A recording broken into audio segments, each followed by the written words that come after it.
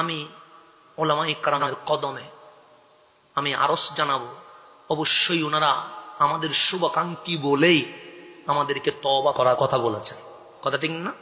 তো আমি তওবা করছি আপনাদের সামনে, আপনারাও যদি আমার সাথে করে নেবেন, অসুবিধা নেই।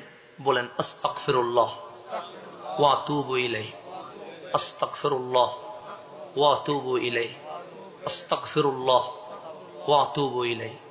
মালিক, আমাদের জীবনে জেনে শুনে ইচ্ছা অনিচ্ছায় ছোট বড় যত গুনাহ ওপেনে গোপনে যত অপরাধ করেছি, তুমি রহমান হয়ে তোমার হাবিবের দিকে তাকিয়ে আমাদের জীবনের ভুলগুলো, অপরাধগুলো, সিদ্ধান্ত ভুলগুলো তোমার রহমানিয়তের চাদরের খাতিরে মাফ করে দিবেন।